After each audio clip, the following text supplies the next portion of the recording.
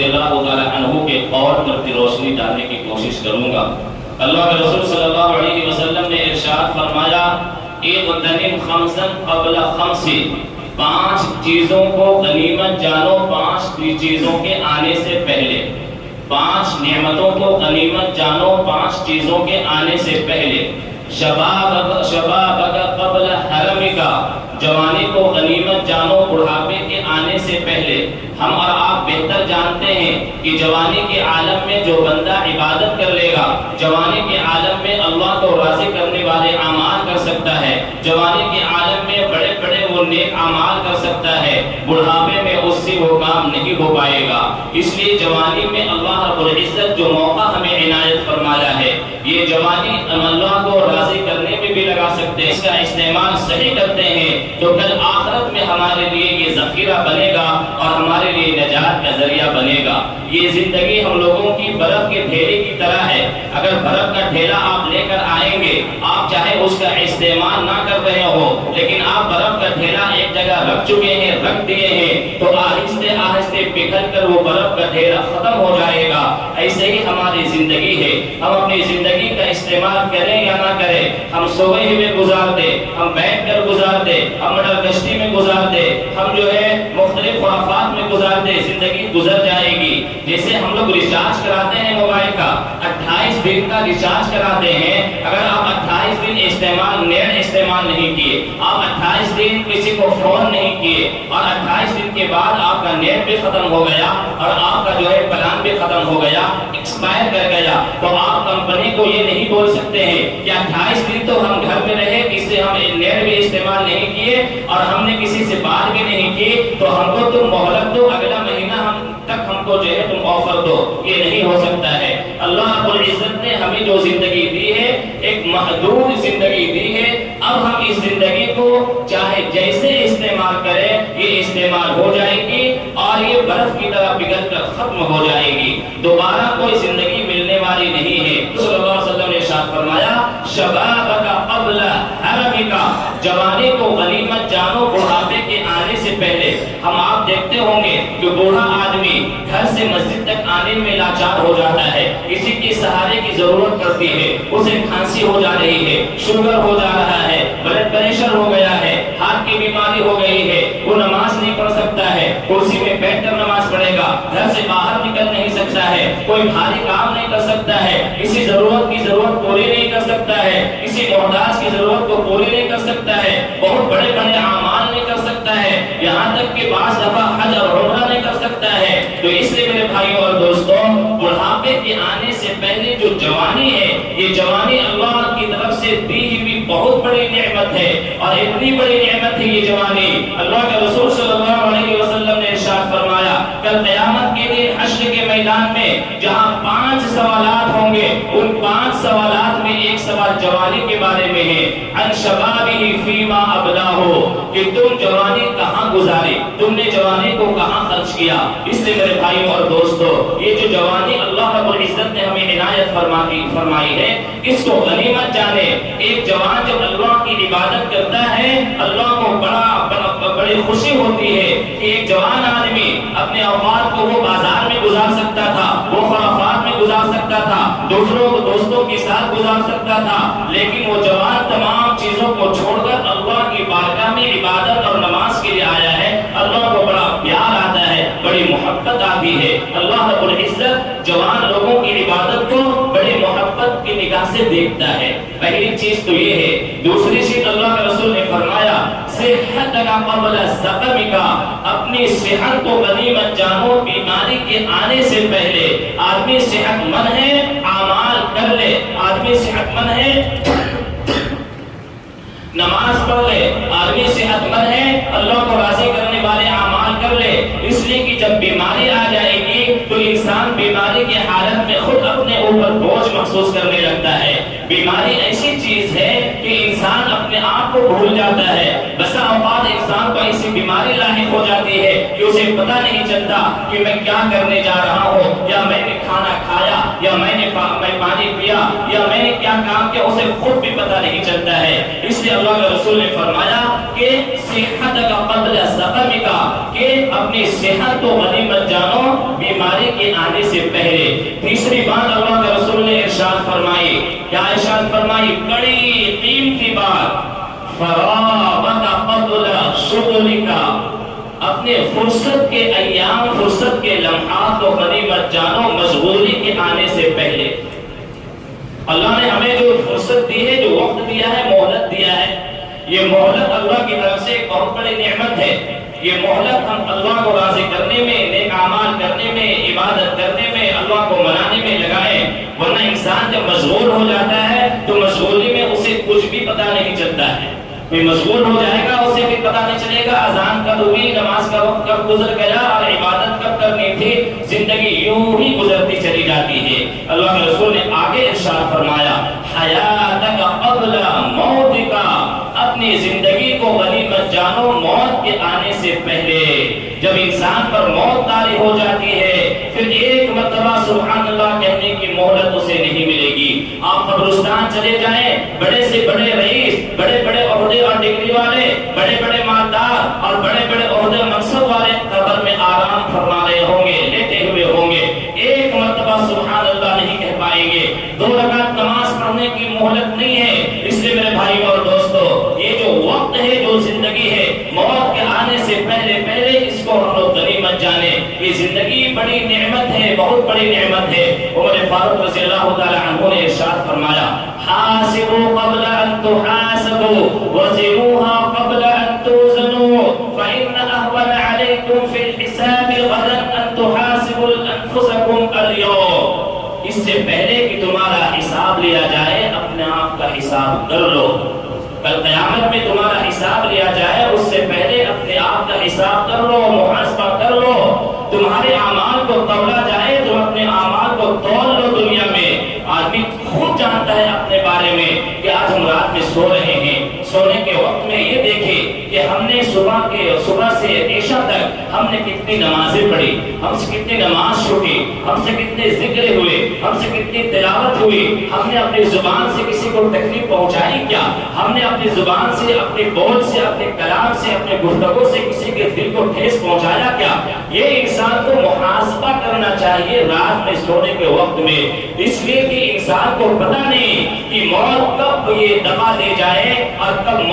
زندگی کب دبا دے جائے اور موت آ جائے۔ میرے بھائی اور دوستو، اللہ کے رسول صلی اللہ علیہ وسلم نے اسی لیے ارشاد فرمایا، نعمتان مغبون فیہما کثیر من الناس، 2 نعمتیں ایسی ہیں جن میں بہت سارے لوگ غفلت میں پڑے ہوئے ہیں، الصحت والفراغ، ایک صحت کی نعمت ہے اور یہ خالی وقت کی نعمت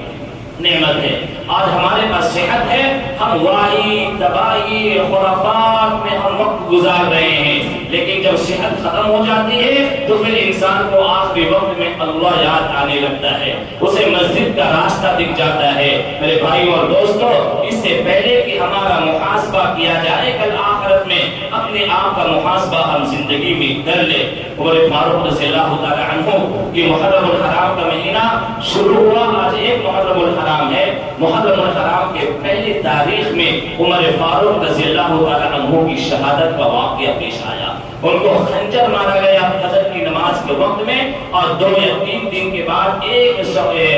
جو ہے محرم الحرام کو ان کی شہادت ہوتی ہے۔ کون عمر فاروق رضی اللہ تعالی عنہ؟ اللہ کے رسول صلی اللہ علیہ وسلم نے ارشاد فرمایا تھا کہ لو کان بعدی نبی لکان عمر، اگر میرے بعد کوئی نبی ہوتا تو عمر نبی ہوتا۔ اتنی بڑی ان کی قدردانی، اتنا بڑا ان کا مقام، جب ان کو شہادت کا وقت قریب آیا،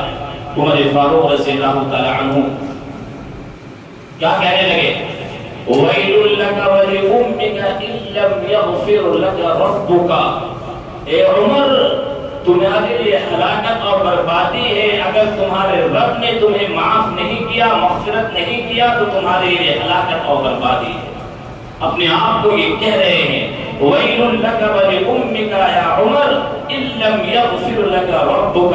اے عمر اگر اللہ نے تمہیں معاف نہیں کیا تو تمہارے لیے ہلاکت اور بربادی ہے۔ اور عمر آخری وقت میں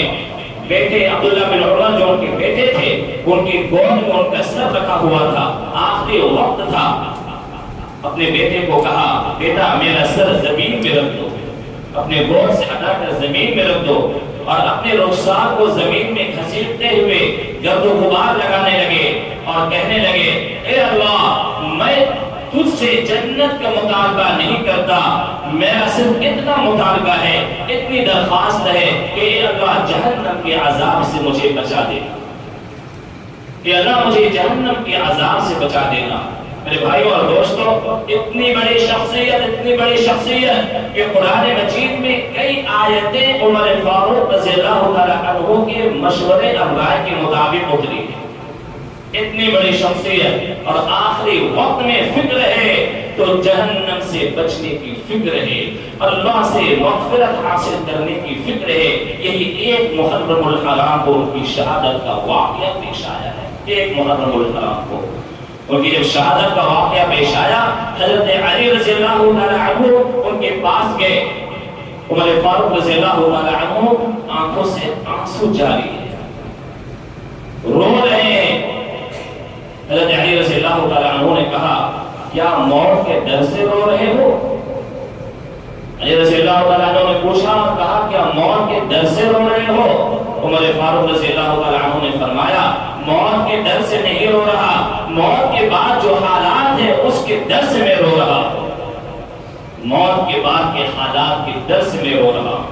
میرے بھائیوں اور دوستو، یہ معاملہ بڑا سخت معاملہ ہے، ہمیں اللہ رب العزت نے یہ جو زندگی عطا فرمائی ہے، تو آپ دیکھتے ہوں گے کہ جو کوئی سال گزرتا ہے تو ایک تاجر بزنس میں تجارت کرنے والا اپنی دکان کا حساب کرتا ہے۔ عام طور پر لوگ کہتے ہیں کہ مارچ کے مہینے میں دکانداروں کا بزنس کا حساب و کتاب ہوتا ہے۔ ایک دکاندار حساب کرتا ہے کہ ایک سال میں نے کتنا کمایا، مجھے کتنا نقصان ہوا، مجھے کتنا لاس ہوا، مجھے کتنا منافع ہوا، میرا کتنا مال بکا، میرا کتنا اسٹاک رہا، مجھے آئندہ سال اس سے زیادہ کمانا ہے، کتنا ٹارگٹ ہم کو اچیو کرنا ہے، کتنا ٹارگٹ ہمیں حاصل کرنا ہے، اگلے سال ہمیں یہ کام کرنا ہے۔ ایک دکاندار پورے سال کا وہ حساب کرتا ہے، تب کہیں جا کر اسے پتا چلتا ہے کہ مجھے کتنا نفع اور نقصان ہوا۔ میرے بھائیوں اور دوستو، ایک مومن، ایک ایمان والا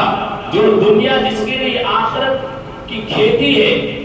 دنیا مزرعۃ الآخرہ، یہ دنیا آخرت کی کھیتی ہے، ایک مومن کو بھی حساب کرنا چاہیے، محاسبہ کرنا چاہیے کہ ایک سال میرا گزر گیا، ایک دوسرا نیا سال آیا ہے، تو ایک سال جو گزرا ہے اس میں ہم سے کتنی کوتاہی ہوئی، کتنی بدعمالی ہوئی، کتنے ہم سے غلطیاں ہوئی، ہم سے کتنے نیک اعمال ہوئے، ہم سے کتنی اللہ کی نافرمانی ہوئی، ہم سے اللہ تعالیٰ کتنا راضی ہوا، ہم نے کتنے اخلاق دوسرے کے سامنے پیش کیے، اور ہم کتنے عبادت میں خوش و خضوع پیدا کر چکے، ہمیں عبادت میں کتنا شوق پیدا ہوا۔ میرے بھائیوں اور دوستو، جب آدمی اپنا حساب کرتا ہے تو اسے آگے کچھ کرنے کا جذبہ اور شوق پیدا ہوتا ہے۔ حدیث شریف میں آتا ہے کہ ایک مومن کے 2 دن برابر نہیں ہو سکتے، یعنی ایک مومن اگر آج فرض پڑھا ہے تو کل وہ فرض کے ساتھ میں سنت بھی پڑھے گا، اگر کل سنت پڑھا ہے تو پرسوں وہ سنت کے ساتھ میں نفل بھی پڑھے گا، اگر وہ نفل بھی پڑھا ہے تو دوسرے دن وہ نفل کے ساتھ میں، فرض کے ساتھ میں، سنت کے ساتھ میں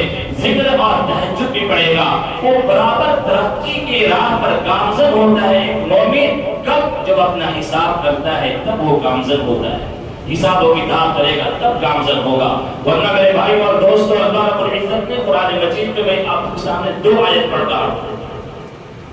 2 آیت جب اللہ کے سامنے شیطان، گمراہ لوگ، اچھے لوگ اللہ کے بارگاہ میں حاضر ہوں گے تو